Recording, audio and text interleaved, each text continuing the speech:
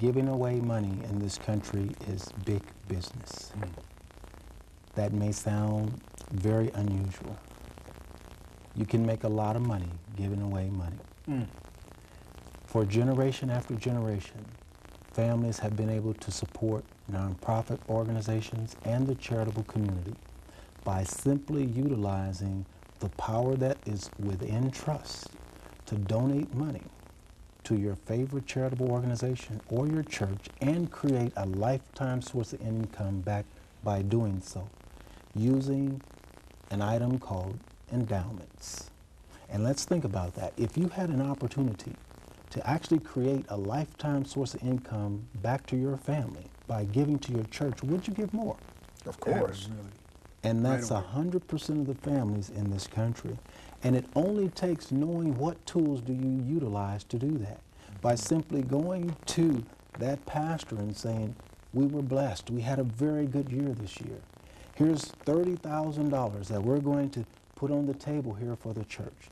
And we're going to set up an endowment.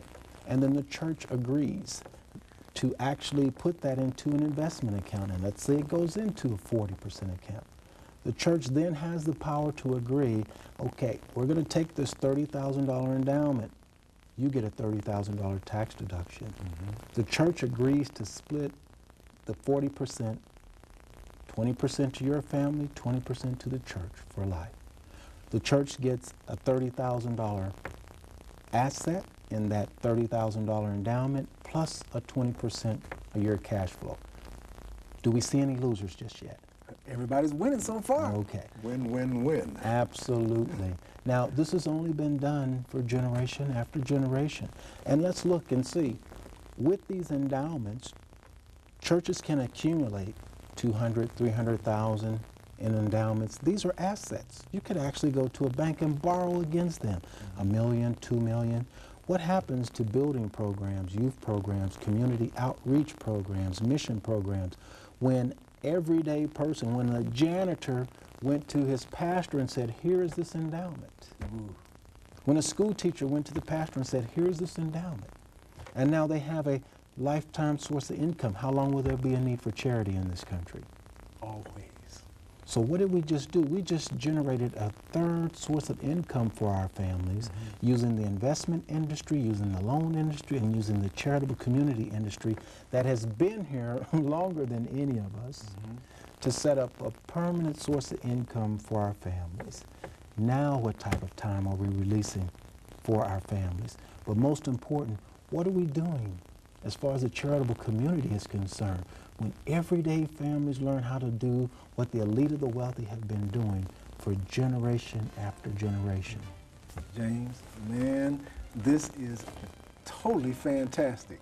The information that you shared with us is extremely valuable, and I'm not going to let you go yet. You got to promise to stay by just a little bit longer. More than welcome. Okay, great. I want to thank James Aldridge for sharing this vital information.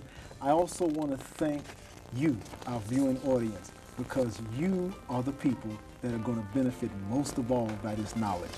I want to thank Capricorn One Production. I also want to thank Cecilia Harris and Bill Godowski for doing a fantastic work as technicians. Public, view us, continue to view us, and continue to prosper.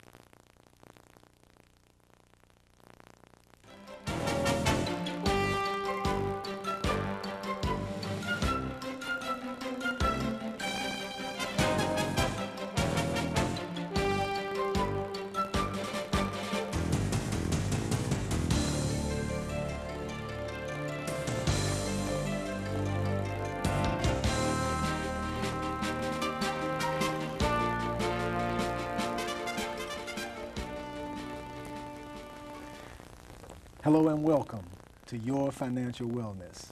My name is Tahuti Seymar Dishman, and I am your host. With me today is my co-host, Romulus Dorsey. And, of course, Rom and his financial consulting information, his knowledge, assist tremendously in interviewing our wonderful guests. Each and every week, our goal is to bring to you a guest who is a professional in an area of financial wellness, an area that our listeners can take advantage of immediately. And today, you are participating in the third interview of a fantastic gentleman. His name is Mr. James Aldridge Jr., who has blessed us with his presence. He has shared some fantastic knowledge, some information, and quite frankly has dispelled a lot of myths. He's educating us as we speak. We welcome you, James. Thank you for being here again. Thank you for having me. Great. For those who have had an opportunity to participate in our earlier interviews with James, your lives have already been prosperous. For those who are new, we're going to give a brief recap of some of the information that James has bestowed upon us and give you an opportunity to even go beyond the information that's already been shared. James has already taught us that the money, the paper money, the Federal Reserve notes that many of us are working very, very hard to accumulate are not necessarily the best instrument in the world to hoard, save, or even invest your future in. We've learned that the most important thing is to acquire tangible assets. And we've talked a little bit about that. We pretty much know that items such as real estate, silver, gold, antiques, even antique automobiles, Correct. those kinds of things we consider tangible assets. They go up in value, increased in their value. James also shared some very, very good information about increasing the family's income, also increasing a family's ability to improve their financial wealth almost immediately. There's so many things that James has to teach us. I'm going to let the expert get right into it, because at the end of our last interview, James began to touch on the whole area of charitable contributions and how that is an area of expanding your wealth also. Today, we want to touch base on one area that has not been talked about yet. James, would you give us an idea of how important it is to begin a program of estate planning? I'd have to say, out of the 6 elements that we've gone through in this series, this has to be the primary one, simply because what you have done to this point is you have established and put together an estate.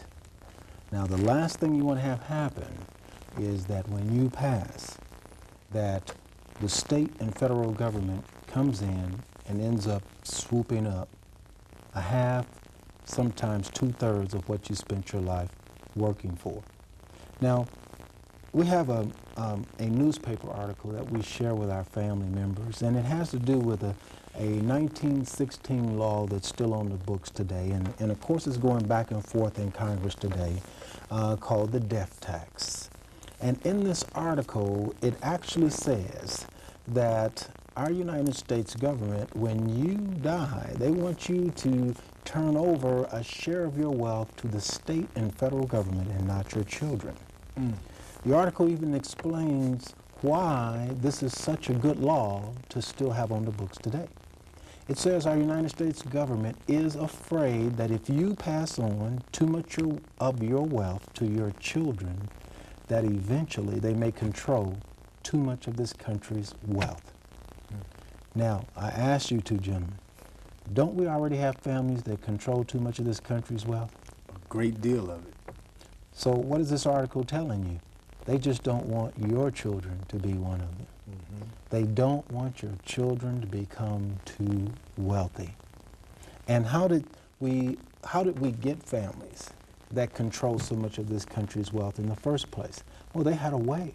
They had a tool. They had an avenue of passing on that wealth from generation to generation, from family member to family member. Now, this same article talked about how families will spend $40,000 or more trying to get around this particular law.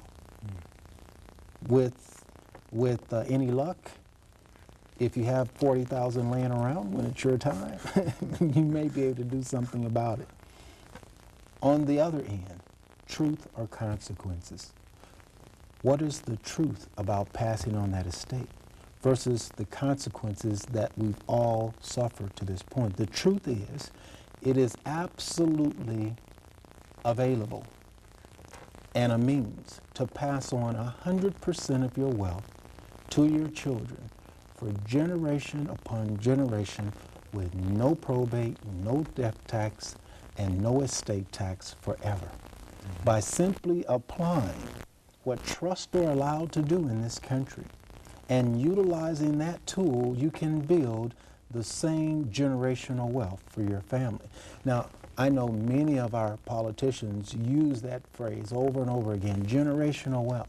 But when you sit them down and say, okay, show me an avenue, show me the tool to use, what's your plan for passing on that generational wealth? They don't have one. But within our teaching system, we are sharing with our families the same identical tool that caused the Rockefellers to become who they are, the Goldwaters, the Mellons, the Meades, the Kennedys, 97% of Congress, all our past and present presidents, utilizing this very same tool to protect and pass income through their families, now available to everyday families, by utilizing a exclusive set of trust. You're able to structure all that you will ever do and all that you've ever done, so 100% of that wealth goes to your children. But this is what I think is most important about that particular tool is this. I've had many families come across my desk where they had inherited money from their parents, and they're broke today. Oh. The main reason, the parents did not leave an instruction book to go with the wealth. Okay. No instruction on what to do with it. Where did it come from? How to manage it? How do I get it to grow?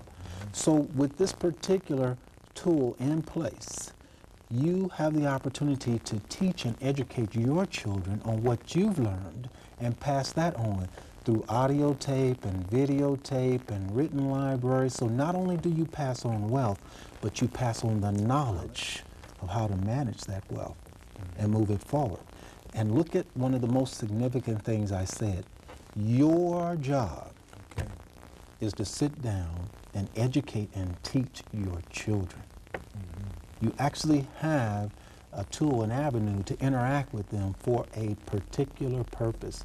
It's your time to take over the family's wealth and move it forward. So you must know what to do with it. And this starts at a very early age. My son, he couldn't wait till he turned 12 because he knew when he turned 12 that Dad was going to start teaching him and educating him on the family business, the family estate, and how to move it forward. And he embraces that information every moment we get. If you ever had an opportunity to talk with him, he's a great young man, just turned 13. Of course, his avenue is he knows he can do anything he wants to do in this country. He has the knowledge, he has the background, he's going to have the education to where the sky is the limit. That should be for every child in our country, period. But how many times, what do the parents normally have to pass down to the children? Just the basic information and knowledge and, They've already and having been a taught. family. That's correct. Right. Okay? And what is the consequences of that? When the estate starts to be passed on, it starts to deplete one generation after the other. Now, what is the truth of using the true information out there for passing that estate on? Using the true information of how that estate gets passed on, now the consequences are you're able to pass on your wealth for generation upon generation. A legacy of not only money, but knowledge. And that's most important, is the passing on of that knowledge. Now, when we are looking at a $5.3 trillion deficit, and it's projected to go to $8.3 trillion, we're looking at some pretty rough waves coming. Now, if you look back in history, you cannot find a time in history where there was a Goldwater or a Rockefeller or a Kennedy that jumped out of a building during the Great Depression, committed suicide, or hung themselves. And that's because they had a tool that protected their family during that economic collapse. Now, with this $8.3 trillion deficit coming upon us, and I don't know how many people will elude themselves to believing that we won't get there. You will need a tool to protect your family during this up-and-coming economic rough waters. Because if you don't think it's going to happen, our viewers need to think about how many of them were alive when the postage stamp went from 33 cents to 34 cents. Now, it's projected in 15 years the postage stamp will go up to 80 cents. How many of you were alive when the postage stamp went from 20 cents up to 30 cents? Okay. See, it's already happening right in front of you. It's happening all around you. No one's telling you about it. Now, what happens when it's time for you to retire, send your kids to school, try to pass that wealth on? You suffer the consequences of not accepting these truths to the point of educating your family about how to protect themselves against it, so the consequences come out in your favor instead of against you. So yes, that's the vital sixth part of the six truths or consequences of building wealth. And